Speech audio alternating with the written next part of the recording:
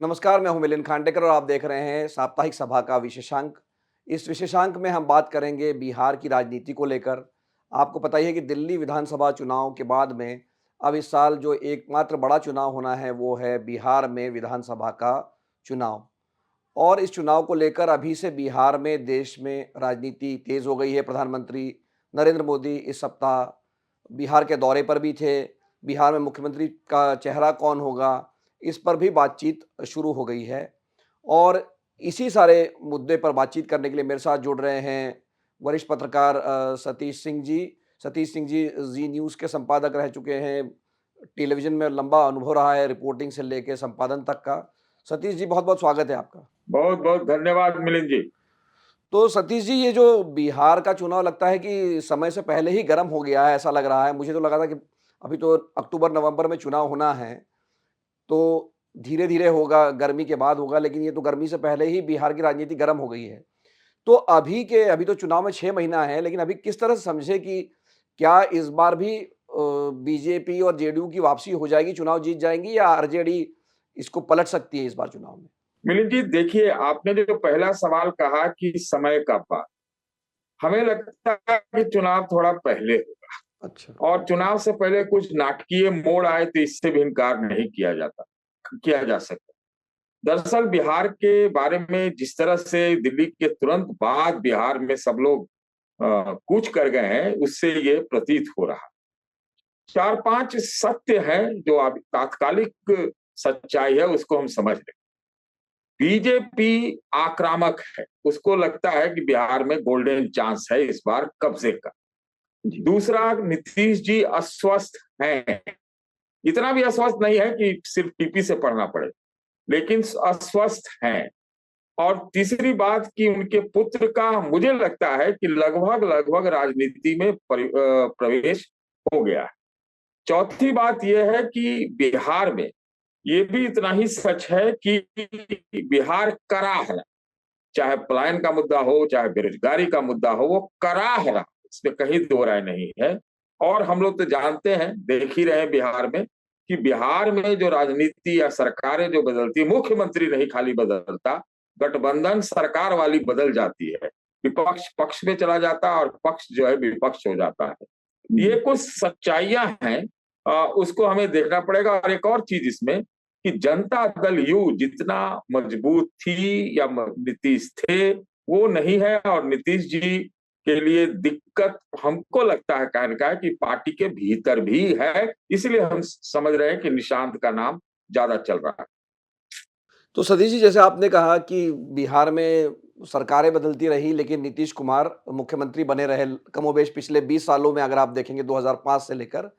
लेकिन इसमें अब तक चुनाव को लेकर जो हमारी समझ रही है सतीश जी, और आप उसमें रोशनी डाल सकते हैं, कि जेडीयू बीच में है। एक ध्रुव पर आरजेडी है और दूसरे ध्रुव पर भाजपा भारतीय जनता पार्टी है।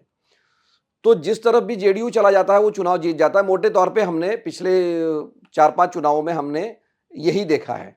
और अभी तक की जो स्थिति नज़र आ रही है कि जेडीयू और बीजेपी साथ-साथ में है, लेकिन अब जो पिछले 2020 से जो बात बात बदल गई है कि जेडीयू अब छोटा भाई बन गया है और बीजेपी बड़ा भाई बन गया है। पहले ये उल्टा होता था कि जेडीयू जो है वो बड़ी पार्टी थी 2010 में और बीजेपी छोटी पार्टी थी। तो ये जो जेडीयू चूँकि बीजेपी के साथ है, बीजेपी एग्रेसिव है, तो आपको क्या लगता है कि पलड़ा इन्हीं लोगों का भारी है या आरजेडी मुकाबला कर सकती है?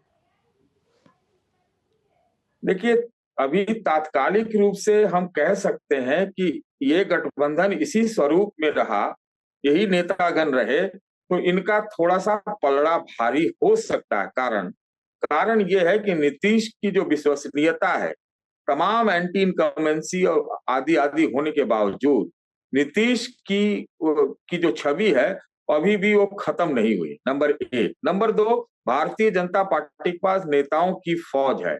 इन्होंने जातियों का गुलदस्ता, नेताओं का गुलदस्ता भी ठीक बनाया है। तीसरा यह है कि जो तेजस्वी यादव है, वो महागठबंधन जो बचा हुआ महागठबंधन है, उसमें वो सक्रियता, वो गर्मी नजर नहीं आ रही। तो इस लिहाज से है भारी। लेकिन भाजपा अगर जितना आक्रामक है महाकुंभ के बाद, तो हमें नहीं लगता है कि भारत, देखिए, बिहार जो है वो जातियों का महाकुंभ है।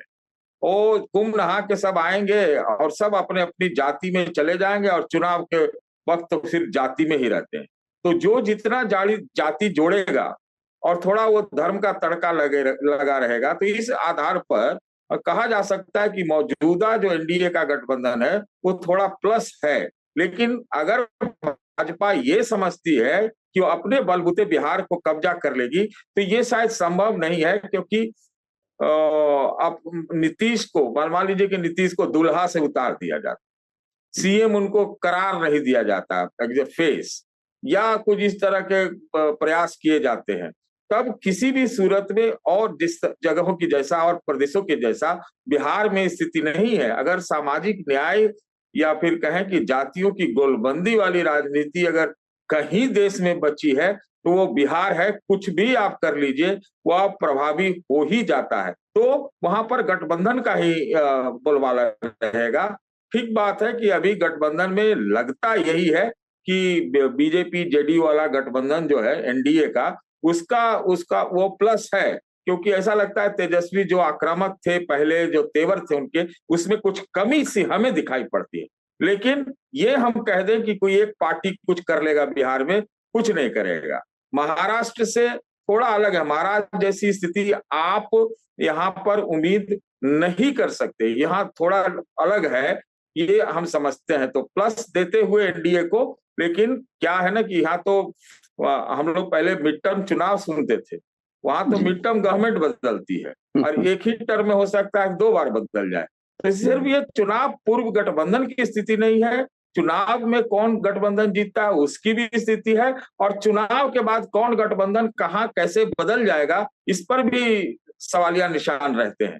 तो हम इस लिहाज से, इस तरह से अभी बिहार को देख पा रहे हैं। नहीं तो सतीश जी, जो आपने कहा एक तो कि बिहार जातियों का महाकुंभ है, तो भले ही महाकुंभ में लोग नहा कर आए, हिंदू हिंदू की बात होगी, लेकिन जब चुनाव होगा तो वोट जाति के आधार पर पड़ सकता है।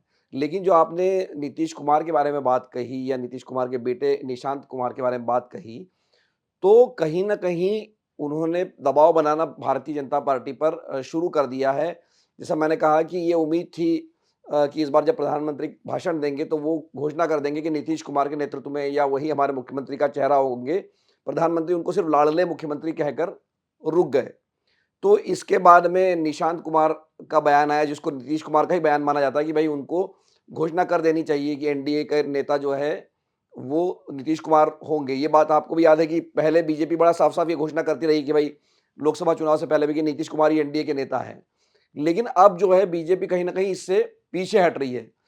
तो क्या नीतीश जो है अगर ये इस दबाव की राजनीति के तहत वापस पाला बदल भी सकते हैं, क्योंकि आरजेडी की तरफ से निशांत कुमार को न्योता भी दिया जा रहा है? देखिए, नीतीश और लालू प्रसाद यादव दोनों पार्टियां अलग हैं, नेतृत्व उनका अलग है, लेकिन हैं दोनों भाई, दोनों सामाजिक न्याय वाले राजनीति के पैदाइश हैं।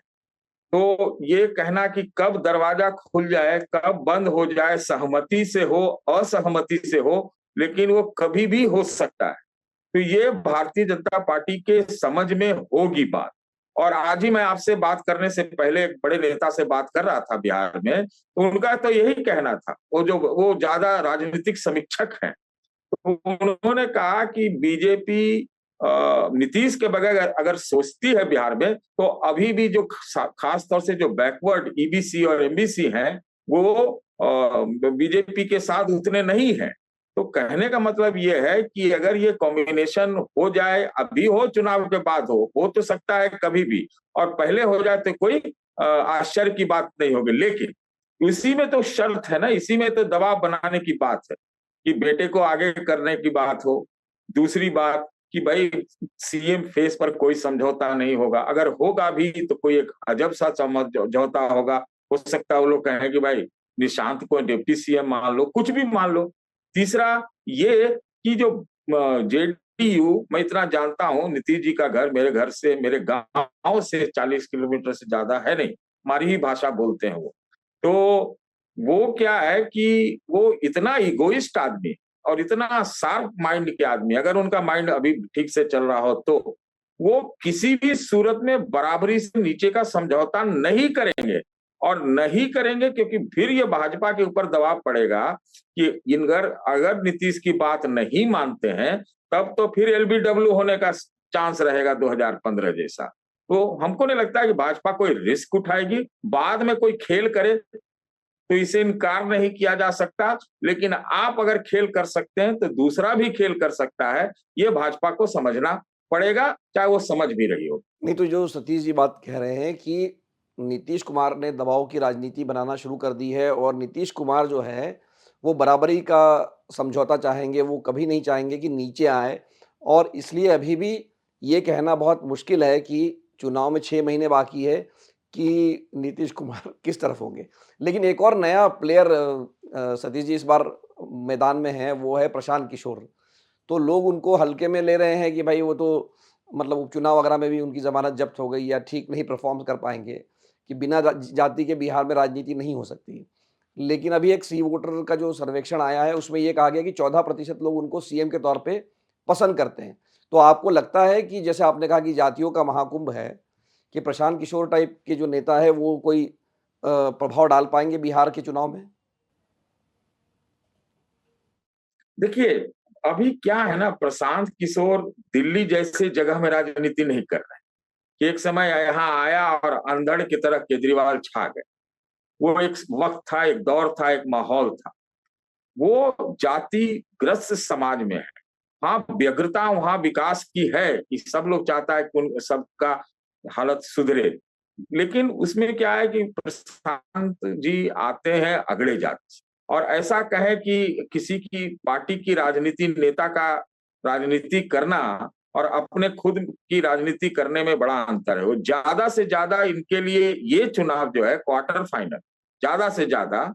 और ये उनकी जो भूमिका ये हो सकती है कि जो 2020 में चिराग पासवान की भूमिका थी नीतीश को 43 लाने में, वो हो सकता है कि प्रशांत किशोर जो है भारी भरकम रिजेक्टेड कैंडिडेट को लेकर के कुछ अपनी उपस्थिति दर्ज करा पाए। अभी ये स्पष्ट नहीं है वो किसके लिए जो है वो एक गिफ्ट साबित होंगे। तो अभी मुझे लगता है उनकी स्थिति ये है, ये कोई बहुत बड़ा अमूल चूल प्रभाव डाल देंगे बिहार की राजनीति में, ऐसा मुझे नहीं लगता है। कुछ भी कहिए, बिहार जो है समस्याओं से ग्रस्त है, लेकिन उसकी जनता फिलहाल फिर भी मस्त है। नहीं, तो सतीश जी जो आप बात कह रहे हैं कि जो चिराग पासवान ने भूमिका निभाई थी, जब भारतीय जनता पार्टी से उन्होंने जब एनडीए में होते हुए भी या ना होते हुए भी उन्होंने सिर्फ ये कहा कि मैं नीतीश कुमार के खिलाफ ही जेडीयू के खिलाफ ही चुनाव लड़ूँगा और मैं बीजेपी के खिलाफ नहीं उतारूँगा उम्मीदवार। और इसका नुकसान ये हुआ कि जेडीयू जो है वो 45-43 सीटों पर 50 के अंदर आ गई। पहली बार इतना कम स्कोर रहा 2020 में जाके। तो प्रशांत किशोर भी अब यही कह रहे हैं कि इस बार वो नीतीश कुमार 15-20 पे रह जाएँगे। तो आपको लगता है क्योंकि प्रशांत किशोर का भी निशाना लगातार जो है वो नीतीश कुमार बने हुए हैं, तो क्या वापस वो नुकसान कर सकते हैं किसी तरह से नीतीश कुमार का? देखिए, मेरा मेरा अनुमान क्या कहता है कि प्रशांत किशोर अभी हाल में बाई इलेक्शन भी हुए थे, जी। उनके कैंडिडेचर से नुकसान ज्यादा आरजेडी को हो रहा है। क्योंकि आरजेडी जो तेजस्वी हैं वो किस प्लैंक पर आए, रोजगार देंगे, युवाओं की बात करके, ये उनका मुख्य प्लान। तो अब प्रशांत किशोर भी बिहार की डेवलपमेंट की बात करते हैं, युवाओं के एम्बिशन की बात करते हैं, ये सब करते हैं।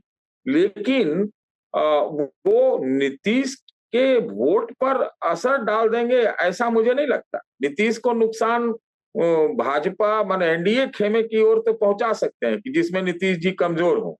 लेकिन नीतीश जी के लिए तो बराबर एक रेडीमेड ऑफर रहता है ना आरजेडी से। तो जी। आरजेडी अभी भी सही में ये बात भी है, भले ही कमजोर थोड़ा दिख रही हो, अभी कह भी नहीं सकते कि कमजोर है कि नहीं, लेकिन जो वोट जो चैलेंजर वहां है वो तेजस्वी ही है, आरजेडी ही है।